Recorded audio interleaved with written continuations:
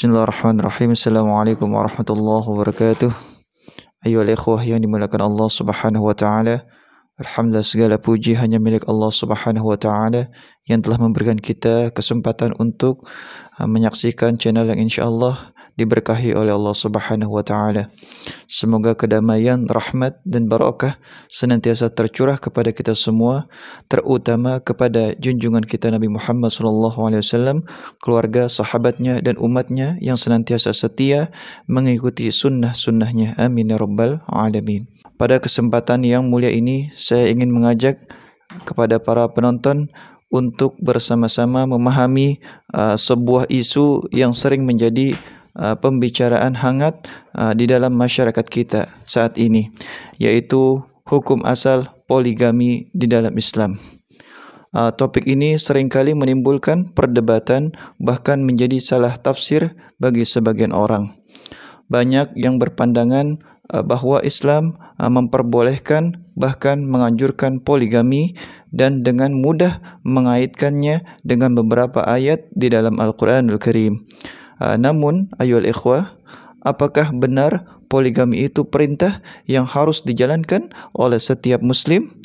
Apakah setiap pria muslim yang mampu harus berpoligami? Nah, disinilah kita perlu mengkaji lebih dalam lagi ajaran Islam yang sebenarnya, dan tidak hanya mengikuti pandangan sepihak yang sering berkembang di masyarakat kita. Salah satu ayat yang sering dikutip sebagai dasar untuk berpoligami adalah surah An-Nisa ayat 3 yang berbunyi, "Fankihu ma taba lakum minan nisa'i mathna wa thulatha wa ruba' fa in khiftum alla ta'dilu fawahidah aw ma malakat aymanukum dzalika adna alla ta'ulu."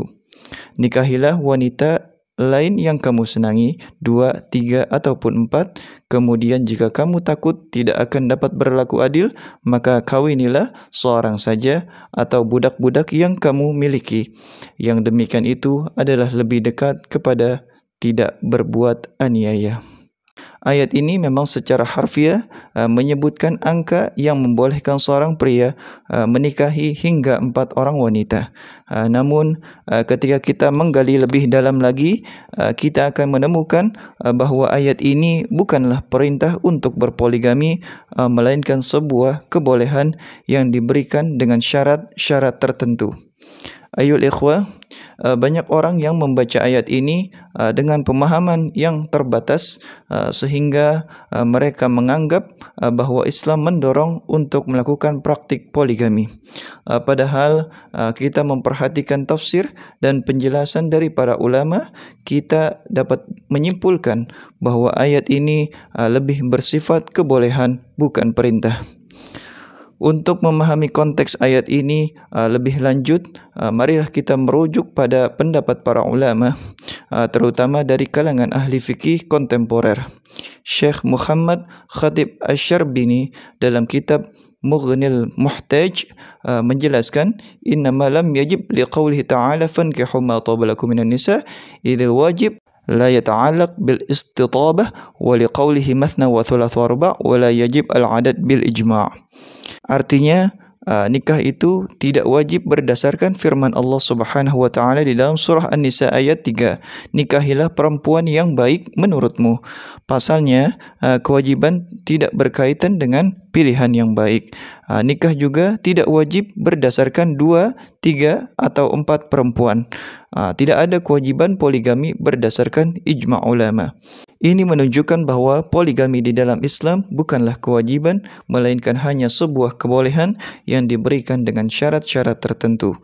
Para ulama sepakat bahwa ayat ini tidak membebankan kewajiban untuk berpoligami kepada umat Islam, melainkan memberikan izin dengan batasan yang jelas, yaitu dengan syarat keadilan antara istri-istri.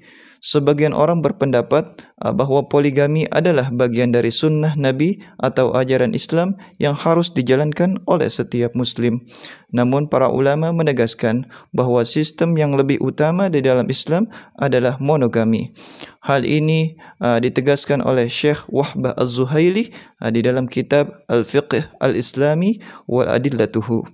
yang menyatakan inna nizama wahdatiz zawjah huwal afdal wa huwal ghalib wa huwal aslu syar'an. Wa amma ta'addud az-zawjat fa huwa amrun nadir istithna'i wa khilaful asl la yalja'u ilaihi illa 'inda al-hajah al-mulahhah. Monogami adalah sistem perkahwinan yang paling utama, yang lazim dan menjadi pokok di dalam syariat. Namun poligami adalah hal yang langka, bersifat pengecualian dan menyalahi asalnya. Tidak ada orang yang dapat melakukannya kecuali dalam keadaan darurat. Ayol ikhwah, di dalam penjelasan ini Syekh Wahbah menegaskan bahawa meskipun poligami diperbolehkan, ia bukanlah pilihan utama di dalam sistem perkahwinan di dalam Islam. Monogami tetap menjadi pilihan utama yang dianjurkan oleh agama. Penting untuk kita memahami konteks sosial yang melatar belakangi turunnya surah An-Nisa ayat 3. Ayol ikhwah yang dimuliakan Allah, pada masa sebelum Islam, masyarakat Arab tidak memiliki batasan di dalam jumlah isteri yang boleh dinikahi oleh seorang pria. Seorang pria bahkan bisa memiliki 10 atau bahkan lebih tanpa ada aturan yang jelas. Dalam kondisi sosial seperti ini, turunlah ayat tersebut sebagai upaya untuk membatasi jumlah isteri yang boleh dimiliki oleh seorang pria. Syekh Muhammad Khudari dalam Tarikh At-Tashri' Al-Islami menjelaskan bahawa pada zaman itu masyarakat Arab sangat bebas di dalam memilih beberapa banyak isteri yang mereka nikahi. Al-Quran datang untuk memberikan batasan, iaitu maksimal 4 isteri. Beliau menjelaskan, walam yakun 'indal Arab haddun yarji'una ilaihi fi 'adadiz zawjat farubbama tazawwaja ahaduhum 10. Fawada'a al-Quran haddan wasatan fa ahalla ta'addud liman lam yakhaf ay yajura fi muamalati nisa'i. Di kalangan masyarakat Arab pada zaman itu tidak ada batasan terkait bilangan isteri. Seorang pria bisa menikahi 10 wanita. Maka Al-Quran menetapkan batasan yang moderat dengan memperbolehkan poligami bagi mereka yang tidak khawatir berlaku zalim dalam memperlakukan isteri-isteri mereka.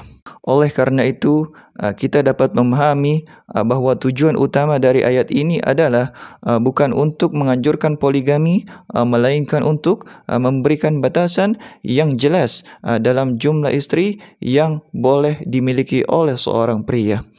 Dan penting untuk dicatat adanya bahawa meskipun poligami diperbolehkan di dalam Islam, ia bukanlah syiar utama di dalam Islam. Dalam pandangan Allah Subhanahu wa taala dan Rasul-Nya, poligami bukanlah suatu kewajiban atau hal yang harus dipraktikkan oleh setiap muslim, sebagaimana yang dijelaskan oleh Syekh Muhammad Khudari dalam Tarikh At-Tashri' Al-Islami.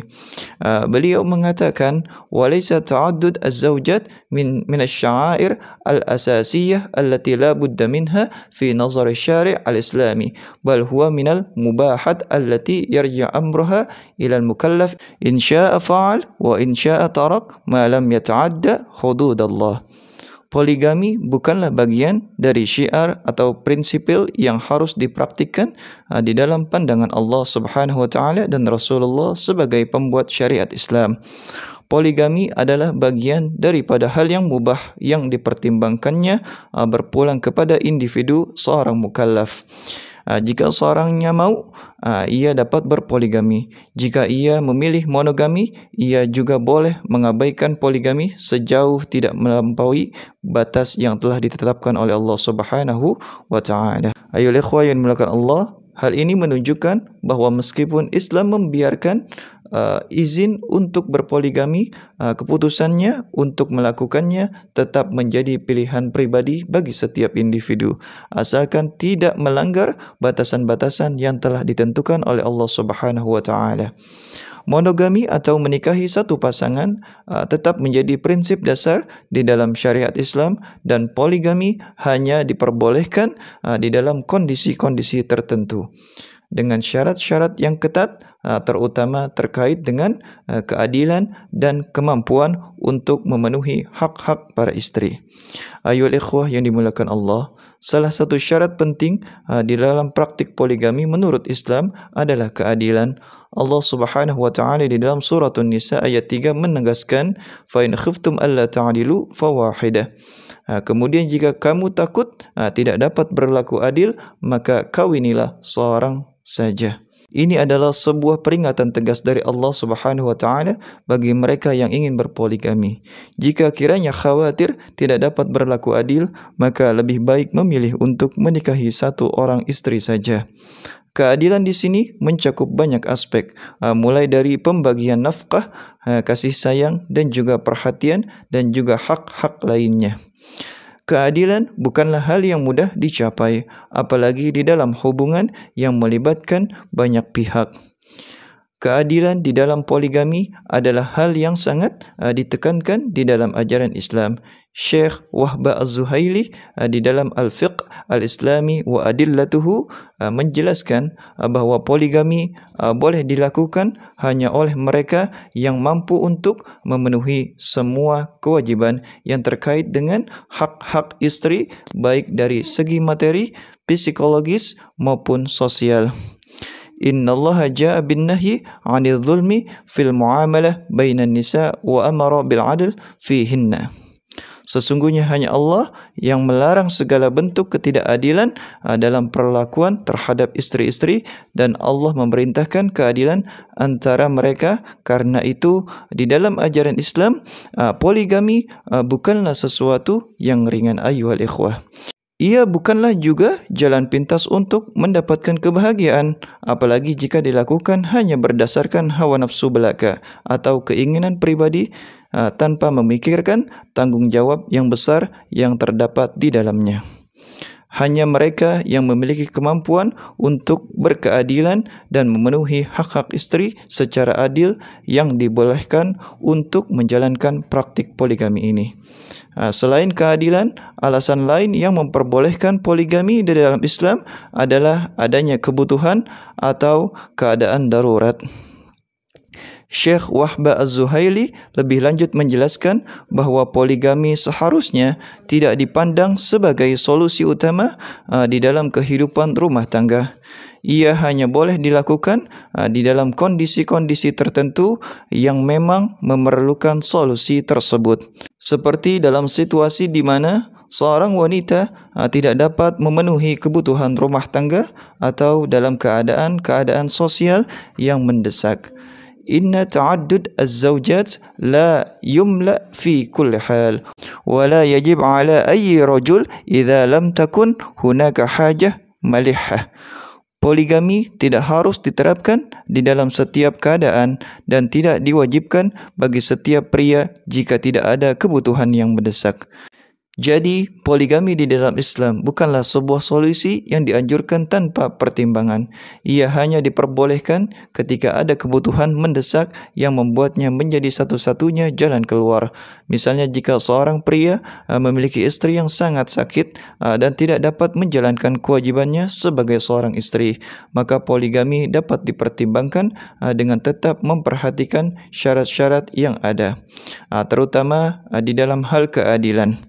Dari penjelasan yang telah disampaikan, dapat kita simpulkan bahawa poligami di dalam Islam adalah sesuatu yang dibolehkan, tetapi tidak diwajibkan dan bukanlah sesuatu yang dianjurkan secara umum.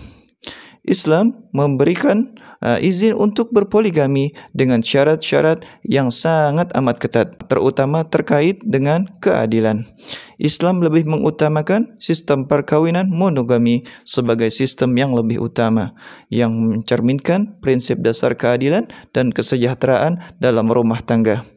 Para ulama sepakat bahawa surah An-Nisa ayat 3 bukanlah perintah untuk berpoligami, melainkan hanya sebuah kebolehan dengan batasan-batasan yang jelas. Poligami di dalam Islam tidak dianggap sebagai syiar atau bagian dari ajaran fundamental yang harus diamalkan oleh setiap Muslim, melainkan sebagai pilihan yang dapat dipertimbangkan dalam kondisi tertentu. Ayyuhal ikhwah, marilah kita lebih bijaksana di dalam memahami ajaran agama kita, terutama di dalam hal-hal yang berkaitan dengan kehidupan rumah tangga. Ayol ikhwah yang dimulakan Allah Subhanahu wa taala, poligami bukanlah solusi bagi setiap masalah rumah tangga, melainkan hanya dapat dilakukan pada kondisi-kondisi tertentu saja. Ayol ikhwah yang dimulakan Allah Subhanahu wa taala, semoga Allah Subhanahu wa taala memberikan petunjuk kepada kita semua di dalam memahami dan mengamalkan ajaran-ajaran Islam yang benar dan senantiasa menjaga keharmonisan di dalam setiap aspek kehidupan kita. Hadanallahu wa iyyakum ajma'in. Wassalamualaikum warahmatullahi wabarakatuh.